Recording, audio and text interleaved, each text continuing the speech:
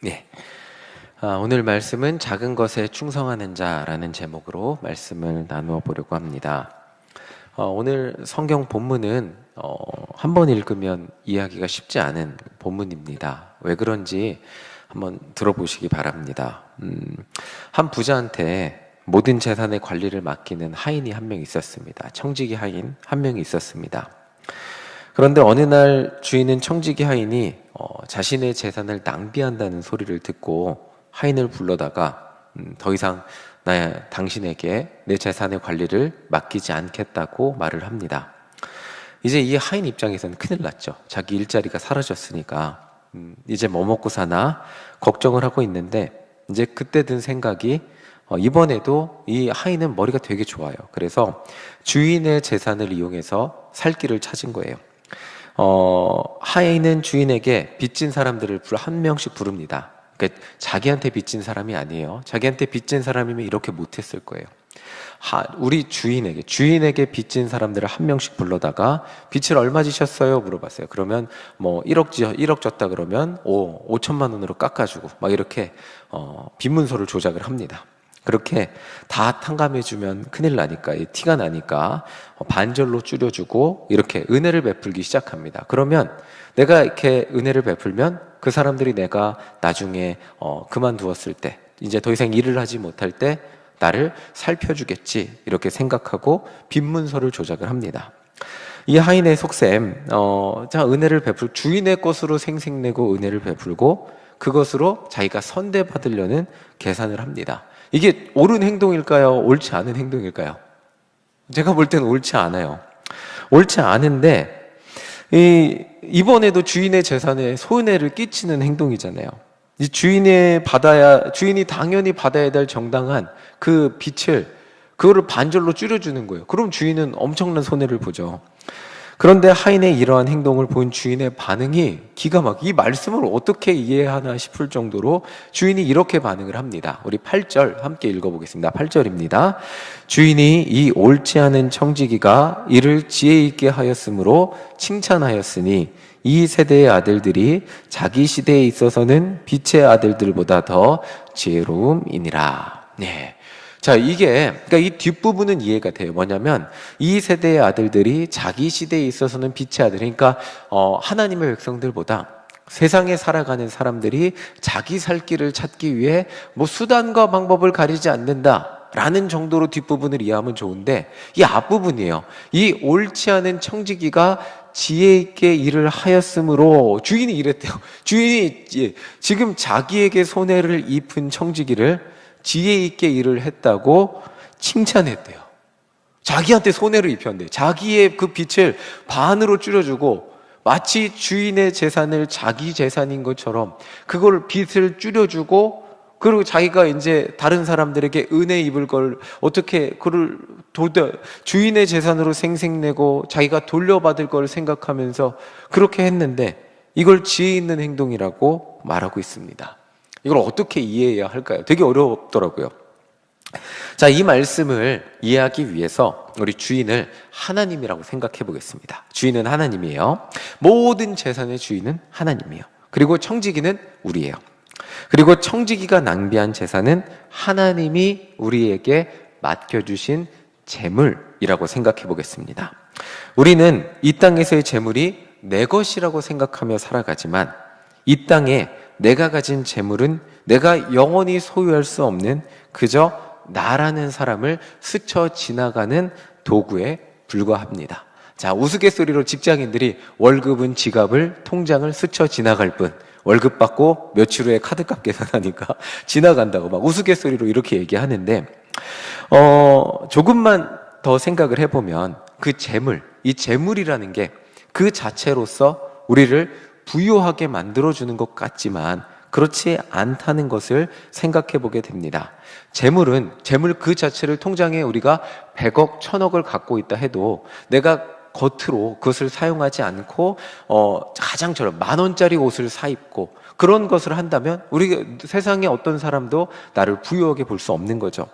100억이 있어도 1000억이 있어도 작은 집에 살고 저렴한 옷만 입고 매일 라면만 먹는다면 사람들은 그 사람이 부유한지 알 수 있을까요? 없을까요?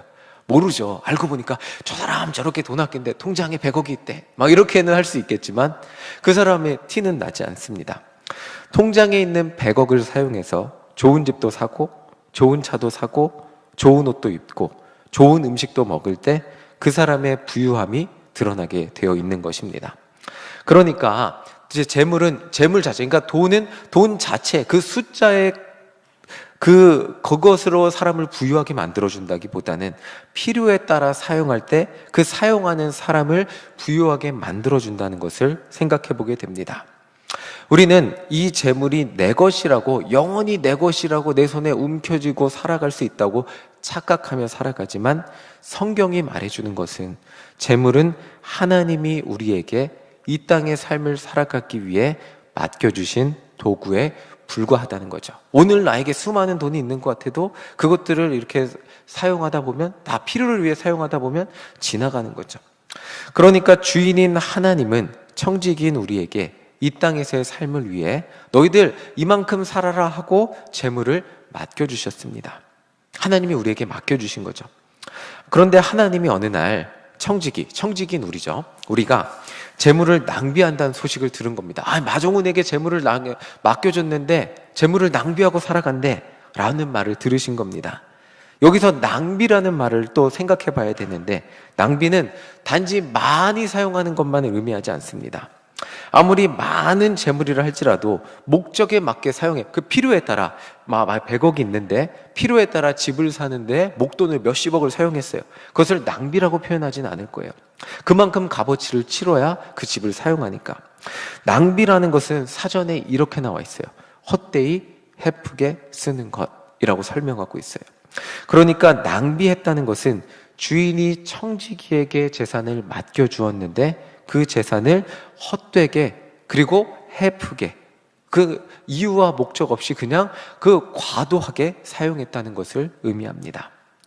그러니까 이 청지기는 주인이 맡겨준 재산을 주인이 원하는 방향과는 다르게 자기 자신만을 위해 사용했다는 것을, 그것이 낭비라는 것을 알 수 있습니다.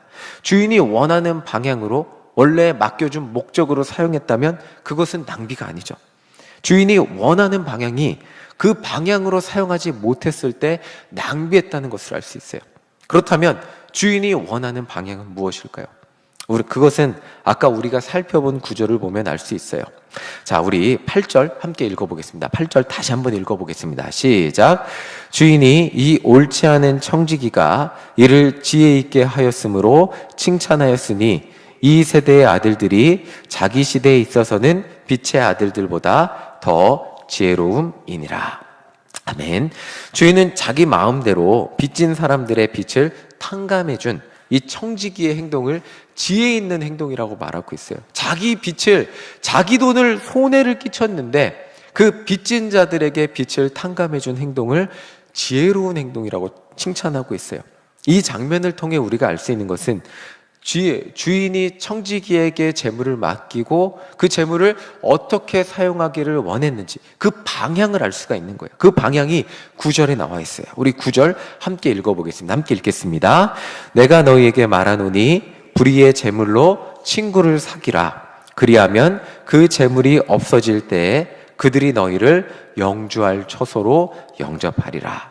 자, 아멘. 말씀이 하나님이 우리에게 맡겨주신 재물을 제대로 온전히 하나님의 뜻대로 사용하기를 원하는 방향이 바로 이것입니다. 불의의 재물로 친구를 사귀는 거예요.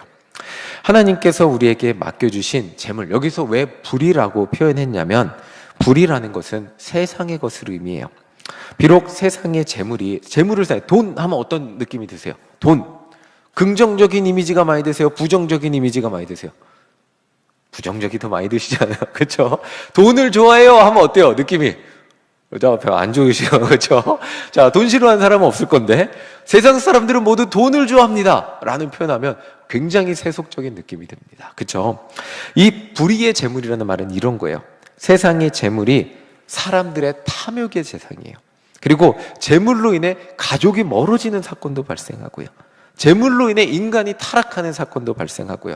그리고 이 재물 때문에 사람의 목숨도 경히 여겨지는 것이 오늘날 세상, 이게 불의의 재물인 거예요.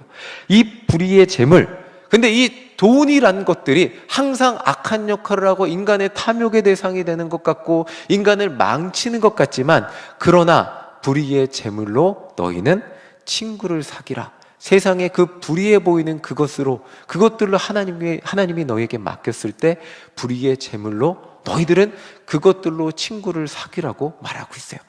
세상의 사람들은 그 불의의 재물로 정말 어떤 탐욕의 대상이고 이익의 대상이고 자기의 욕심을 이루며 살아가지만, 너희들은, 하나님의 자녀인 너희들은 불의한 그것으로 친구를 사귀며 살아가라고 말씀하시고 계신 거예요. 여기에서 하나님이 우리에게 주신 재물의 목적을 알 수가 있는 거죠.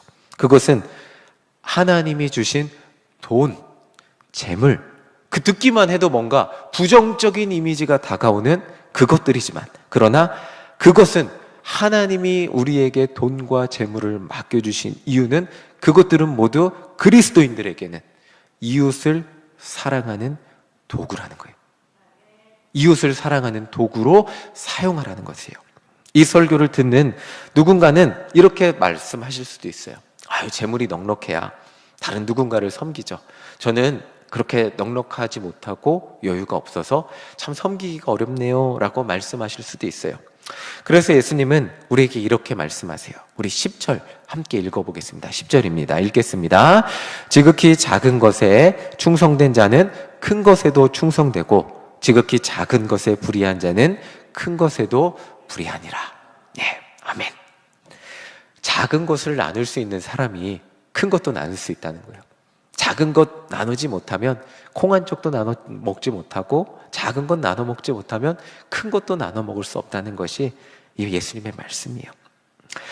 정말 작은 것에 충성된다는 말은 방금 말씀드렸지만, 작은 것을 가지고 내가 정말 하나님 앞에 정말 이 가족을 위해 사용하고, 이렇게 사용하고, 먹고 살게 이렇게 사용하고, 나에게 남는 것이 이것밖에 없지만, 그러나 이 남는 것, 이 작은 것으로 다른 사람을 생각할 수 있는 사람은 그 사람에게 큰 것이 주어졌을 때도 다른 사람을 위해 사용할 수 있는 그런 하나님의 자녀가 된다는 말이죠. 반대로 작은 것도 나누지 못하는, 아주 콩 한 쪽도 나눠 먹을, 이 콩 한 쪽 작잖아요. 그거 나 혼자 먹고 싶은 사람은 큰 게 나한테 그러면 이만한 빵이 생기면 그것은 나눠 먹을 수 있을까요? 그것도 나눠 먹을 수 없는 사람이라고 말씀해 주시고 계신 거예요. 우리는 잘 알고 있어요. 없어서 나누지 못하는 것이 아니라 나에게 사용해야 할 것이 너무 많아서 나누지 못한다는 것을 잘 알고 있습니다. 1절에서 청지기가 주인의 소유를 낭비한다는 말은 바로 이런 말이라고 할 수 있어요. 주인의 소유, 그것들을 사용해서 자기 자신만을 위해 자기의 배를 채우고 자기 자신의 이익을 채우고 자기 것을 위해 채우는 것, 주인의 목적과 다르게 자기만을 바라보며 자신만을 채우며 살아가는 것, 그것이 낭비된다는 거죠. 주인의 목적과 다르게 사용되고 있었기에. 그런데 주인에게 쫓겨날 때가 되니까 이 주인의 것을 이용해서 다른 사람을 보기 시작한 거예요. 물론 그 목적은 잘못됐습니다. 그러니까 이 불의한 청지기의 비유라고 말하는데, 그 목적은 내가 그 사람들에게 보답받기 위해 그렇게 했지만, 그러나 주인의 것을 위해 다른 사람을 바라보았을 때 주인은 지혜롭다고 칭찬하게 된 거예요. 주인의 소유를 가지고 자기 자신만을 위해 사용하는 삶의 모습은, 하나님은 그 재물을 낭비하는 삶이라고 말씀해 주시고 계세요. 예수님은 이러한 삶을 이렇게 말씀해 주시고 계세요. 우리 13절 함께 읽어보겠습니다. 함께 읽겠습니다. 시작. 집 하인이 두 주인을 섬길 수 없나니, 혹 이를 미워하고 저를 사랑하거나 혹 이를 중히 여기고 저를 경히 여길 것임이니라. 너희는 하나님과 재물을 겸하여 섬길 수 없느니라. 자, 아멘. 13절을 보면 하나님이 맡겨주신 재물을 자신만을 위해 살아가는 삶, 그 삶을 낭비하는 삶이라는 것을 넘어서서 재물을 섬기는 삶이라고 말씀하시고 계세요. 재물을 섬긴다는 것은 이거예요. 재물이 우리 삶의 주인이 된다는 거예요. 재물이 우리 인생의 목표가 된다는 것이고, 삶의 모든 결정과 이유와 판단, 가치와 우리 삶의 모든 판단의 기준이 살아가는 데 있잖아요. 판단의 기준이 저는 때로는 외식할 때 이런 예를 들어드리면 되겠네요. 외식할 때 매운 음식을 먹을까 아니면 안 매운 음식을 먹을까? 라고 판단의 기준이 필요하잖아요. 저는 매운 음식이 먹고 싶은데 근데 매운 음식을 못 먹어요. 왜 그렇죠? 판단의 기준이 저희 아이들이 있기 때문에 아이들을 기준으로 놓고 봤을 때는 안 매운 음식을 시켜야 됩니다. 그런데 재물이 주인이 된 사람은 그 모든 판단의 기준이 뭐예요? 돈이라는 거예요. 재물이라는 거예요. 재물이 기준이 되어서 재물이 판단의 이유와 목적이 되고 삶의 이유와 목적이 된 사람들, 그것이 하나님과 재물을 겸하여 섬기지 못하는, 그러니까 그 삶의 방향까지 재물을 다스리고 우리는 그 재물의 다스림을 받는 삶을, 어느새 내가 재물을 통제하고 내가 재물을 다스리며 살아가는 것 같지만 삶의 모든 판단 기준과 이유와 목적이 나도 모르게 재물이 되어서 재물이 나를 다스리는 삶, 나도 모르게 그렇게 살아가고 있는 거예요. 모든 행동의 목적이 아끼고 모든 행동의 목적이 다 그것들이 그냥 다 그것들에 모여 있어서 판단의 이유와 목적, 그 모든 것들이 그렇게 나도 모르게 그렇게 살아가고 있는 그런 삶의 모습을 보여주는 삶이 된다는 거예요. 이 말씀을 듣는 우리는 나는 그렇지 않다고 생각할 수 있어요. 우리는 재물을 섬기는 사람이 아닌 하나님의 백성입니다 라고 생각할 수 있어요.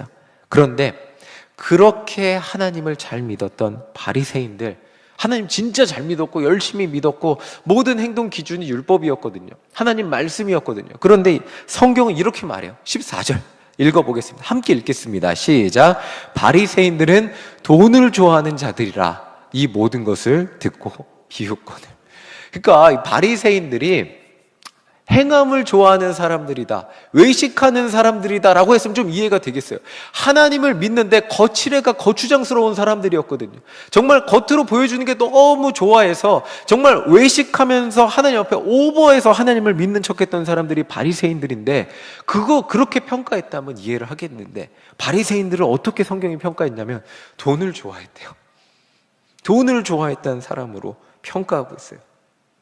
이들은 자신들의 입으로 하나님을 가장 사랑한다고 말하고 하나님을 가장 잘한다고 말하고 그리고 자신들의 행동으로 하나님을 가장 과장해서 가장 잘 믿는 것처럼 보였던 사람들인데, 정말 너무나 기가 막히게도 성경은 이들은 돈을 좋아하는 사람들이라고 평가하고 있어요. 예수님을 믿고 사는 우리들에게 이 말씀을 적용해 보기 원합니다. 우리도 이 세상을 살아가면서 돈 없이 살아갈 수 없어요. 재물 없이 살아갈 수 없죠. 그런데 매일매일 살아가면서 우리의 판단의 기준과 우리의 생각의 기준과 우리의 결정의 기준이 무엇이 될 때가 있습니까? 이거는 저에게도 마찬가지예요. 다른 누군가가 아닌 저에게도 마찬가지입니다. 자녀 셋을 키우면서 이 대한민국에서 살아간다는 것, 정말 모든 그리스도인이라고 우리의 소원이 있다면 항상 재물이 넉넉해서 너 나누어주고 다 나누어줘도 자녀들 키우는데 부족함 없는 삶이 살 수 있다면 그럼 항상 나누는 삶을 살겠어요. 그런데 그렇게 되지 않을 때가 너무나 많이 있어요. 우리는 이 세상을 살아가면서 정말 넉넉한 삶을 살아가고 싶지만 그렇지 않을 때가 너무나 많아요. 돈 걱정 없이, 돈 욕심 없이 살 수 있는 사람이 몇이나 될까요? 삶을 살아가면서 재물이라는 것은 누구에게나 넉넉하지 않기에 삶의 결정의 기준이 재물이 될 때가, 예수님을 믿고 구원받았다고 해도 재물이 될 때가 너무나 많이 있는 것을 경험하게 됩니다. 나를 위해 사용하기에도 부족하잖아요. 나를 위해 사용하기에도 부족하기에 다른 일들을 돌아볼 여유와 그 마음의 그 자리조차 없는 경우들이 너무나 많이 있습니다. 분명 저는 생각해보면 예전보다 훨씬 많은 것을 가지며 살아가고 있는데, 그런데 나를 위해 좋은 것으로 채우면 채울수록 더 부족함을 느끼며 살아간다는 것을 경험하게 됩니다. 예전보다 지금의 삶을 유지하기 위해서 예전보다 더 다른 사람을 챙기고 나누어주는 그 삶의 여유를 점점 더 잃어가며 그렇게 살아가는 모습들을 어렵지 않게 발견하게 됩니다. 성경에서 돈을 좋아한다는 말은 바로 이런 것입니다. 당신을 위해 하나님이 주신 재물을 당신을 위해 얼마나 사용하며 살아가고 계십니까? 우리 13절 다시 한번 읽어보겠습니다. 13절입니다. 함께 읽겠습니다. 시작.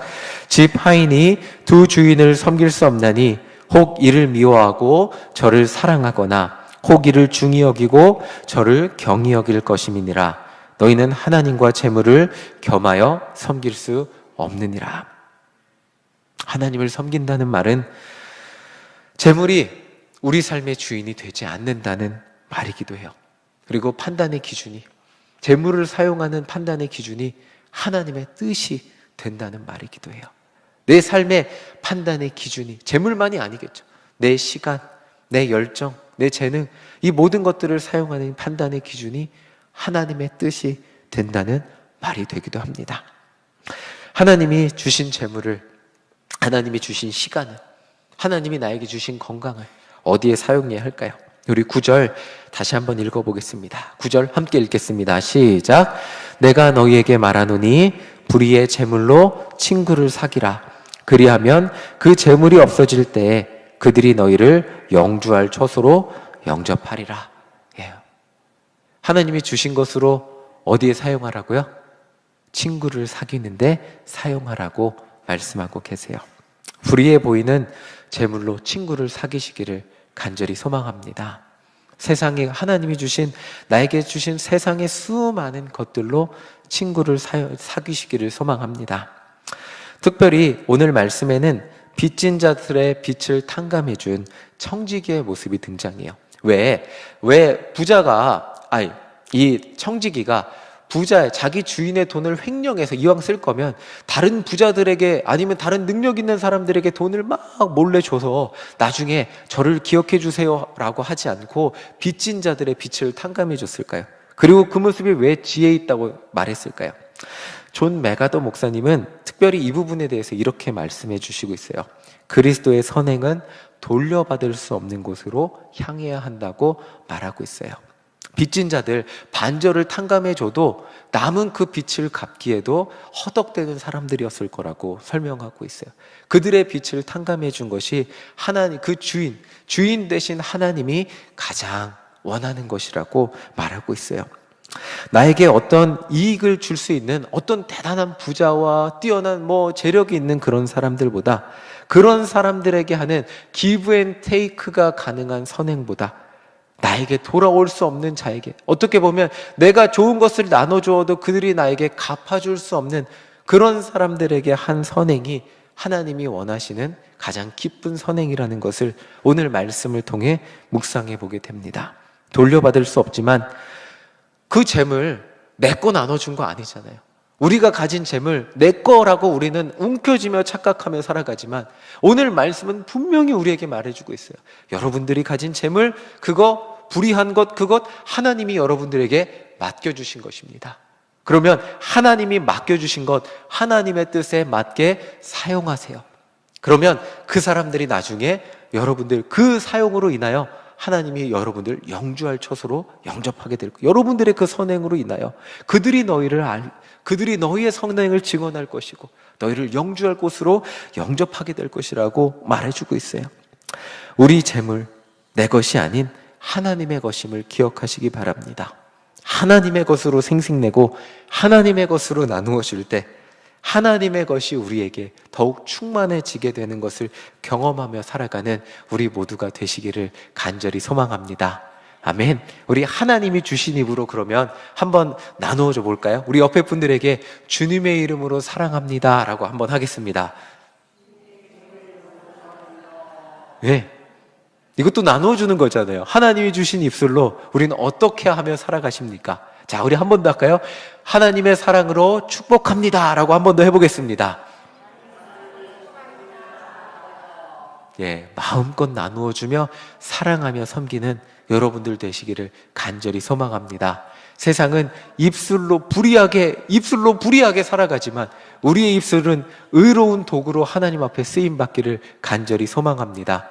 세상 사람들이 수없이 많이 불의하게 사용하며 살아가는 그 모든 것들, 하나님 우리에게 동시에 똑같이 주셨는데 그 불의해 보이는 그것들로 우리는 하나님의 자녀로서 의롭게 사용하며 하나님의 도구로 사용하며 살아갈 때 정말 지극히 작은 것으로 충성한 자에게 하나님이 크게 맡겨주시는 은혜를 누리며 살아가는 하나님의 백성이 되시기를 간절히 소망합니다. 아멘.